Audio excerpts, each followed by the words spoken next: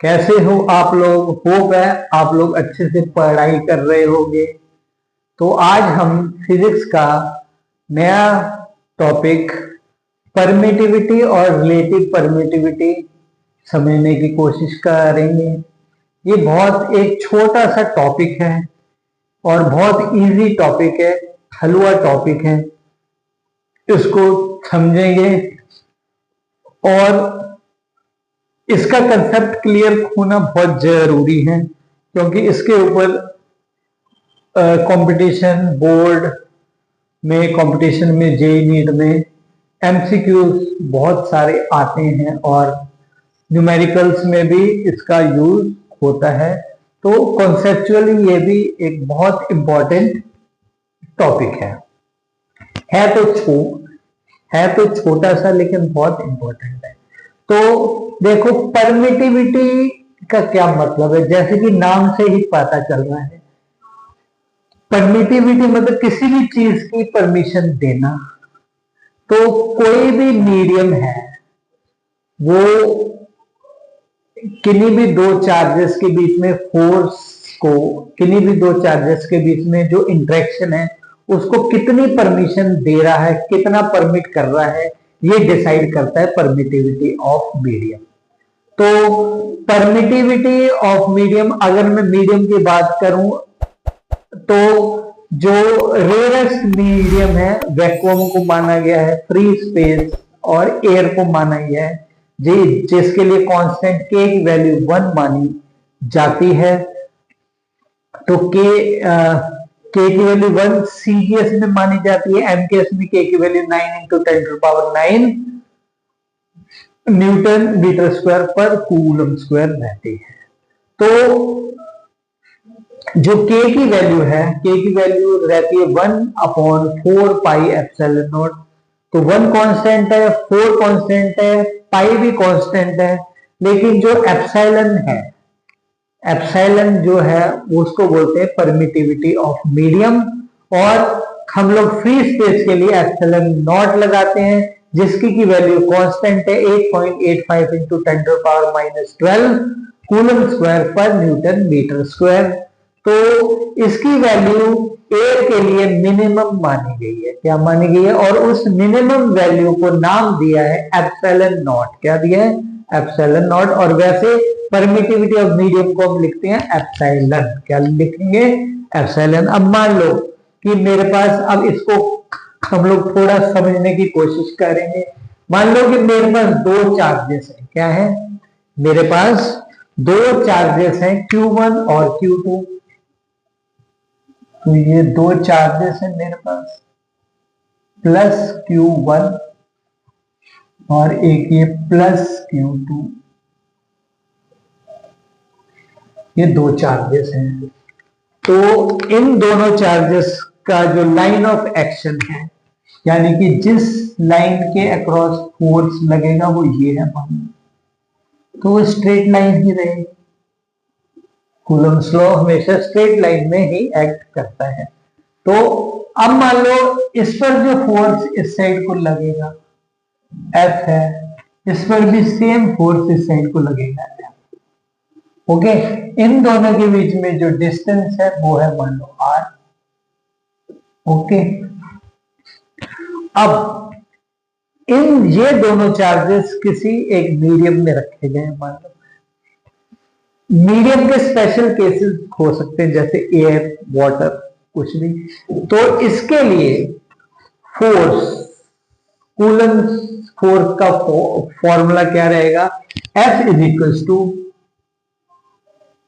1/4πε। मैं अभी यहाँ पे एप्सिलॉन नॉट नहीं लिख रहा हूं, क्योंकि मीडियम एरिया वैक्यूम नहीं है।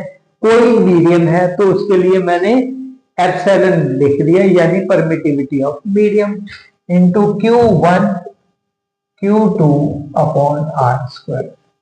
तो ये मेरा फोर्स का फॉर्मूला है। तो इसमें क्या है, अब देखो, फोर्स जो है वो एप्सिलॉन के इनवर्सली प्रोपोर्शनल है। Force is inversely proportional to epsilon. अब ये एप्सिलॉन क्या है,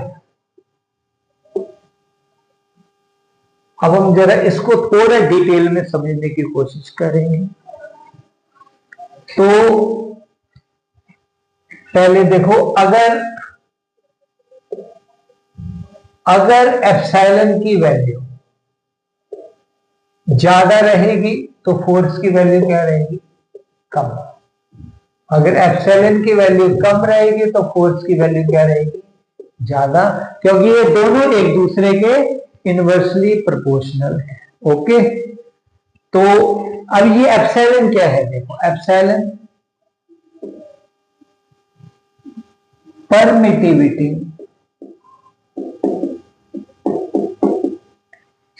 of medium, permittivity of medium है। अब ये जो परमिटिविटी ऑफ मीडियम है ये किस पे डिपेंड करती है, it depends upon, it is the property of material and depends upon the nature of material, nature of material पर डिपेंड करती है। अच्छा, तो यही डिसाइड करती है कि फोर्स कितना ज्यादा रहेगा या कितना कम रहेगा। तो इसका बेसिकली काम क्या है, इट परमिट्स, अब हम इसकी थोड़ी फील लेंगे, तो it permits its own field, it permits its own field and decreases to decrease the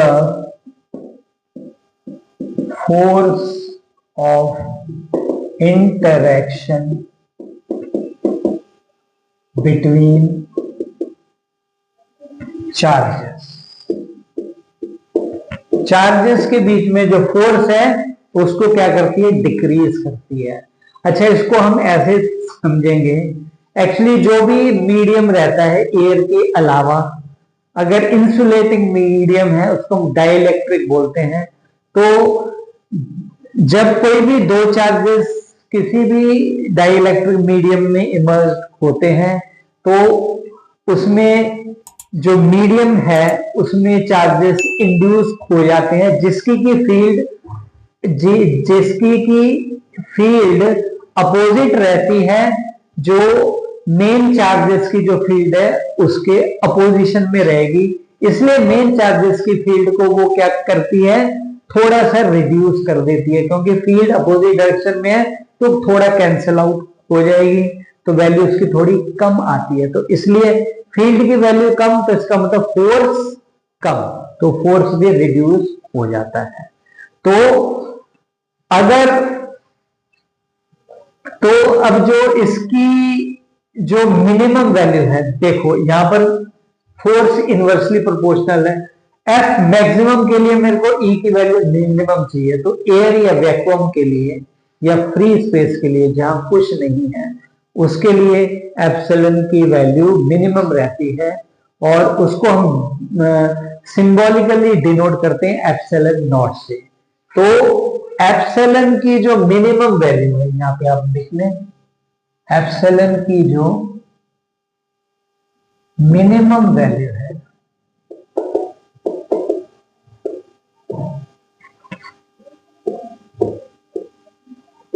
is for air, vacuum और फ्री स्पेस, और इस मिनिमम वैल्यू को हम बोलते हैं, इस मिनिमम वैल्यू को बोलते हैं एप्सिलॉन नॉट। क्या बोलते हैं? Epsilon naught. तो ये है आपका, इसको लिख देते हैं एप्सिलॉन नॉट। ठीक है, इसको हम क्या लिखेंगे? इसको हम लिखते हैं एप्सिलॉन। इसको हम क्या लिखेंगे? एप्सिलॉन।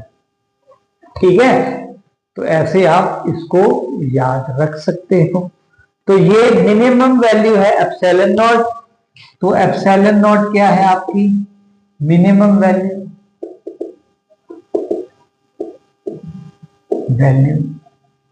और इसकी वैल्यू कितनी रहती है?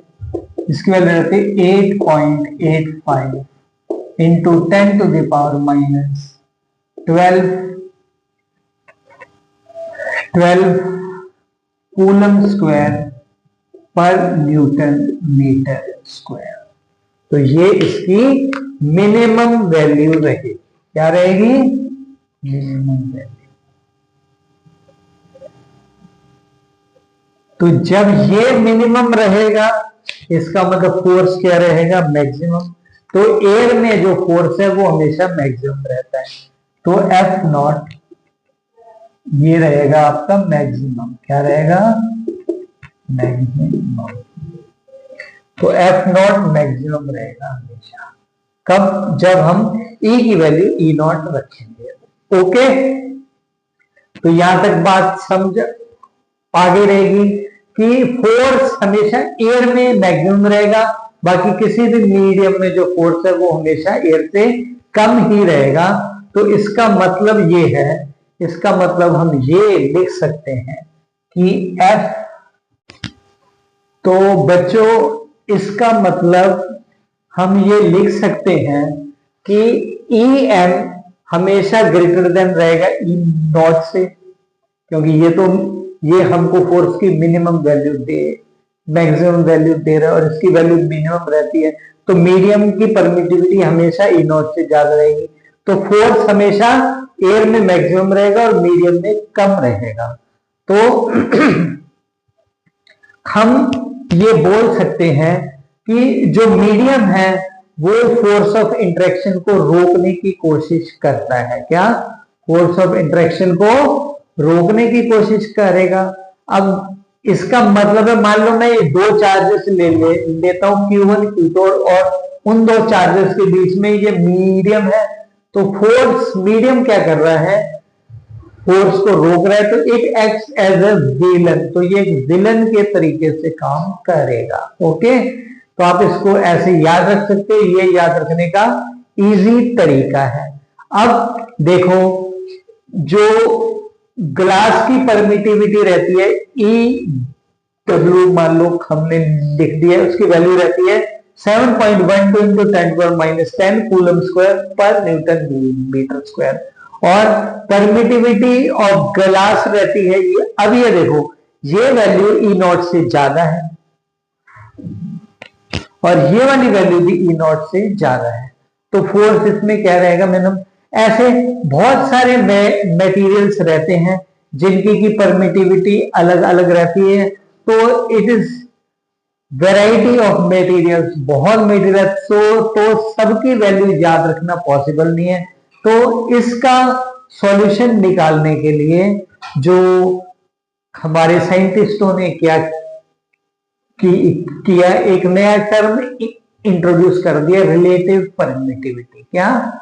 Relative permittivity. तो रिलेटिव परमिटिविटी कुछ भी नहीं, it is the ratio of permittivity of medium to the permittivity of free space. तो फ्री स्पेस के ही रिस्पेक्ट में मीडियम की परमिटिविटी कितनी है उसको हम बोलते हैं रिलेटिव परमिटिविटी। तो एक नया टॉपिक हम इसी में हम इंट्रोड्यूस कर सकते हैं।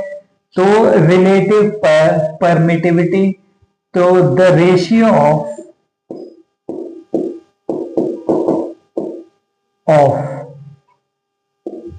EM बाई ई नॉट, इसको हम बोलते हैं ER, is called as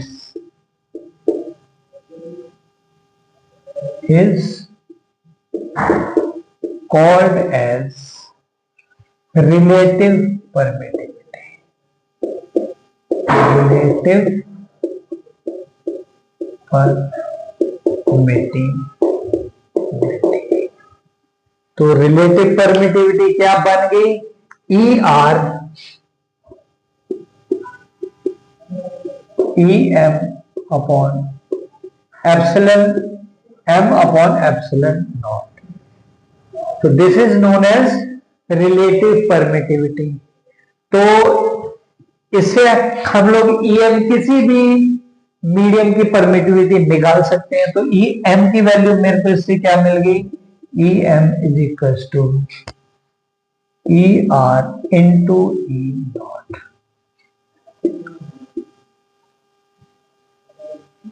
तो ये मर्जी, यानी कि ई आर के साथ हम अगर फ्री स्पेस की परमिटिविटी को मल्टीप्लाई कर दें तो हमको मीडियम की परमिटिविटी मिल जाएगी. अब देखो इसको हम समझेंगे कैसे, इसकी हम फील कैसे देखें आएंगे. तो मान लो लेट अस कंसिडर कि मेरे पास एक क्वेश्चन दे रखा है E R of water is 81. Water की ई आर 81 है. तो E R is equal to E of water upon E naught. तो इसको हम कैसे लिखेंगे? 81 ई आर की वैल्यू ये दे रखी है is equal to E W upon E W upon E naught. तो ई डब्ल्यू की वैल्यू मेरे को क्या मिलेगी? एप्सिलॉन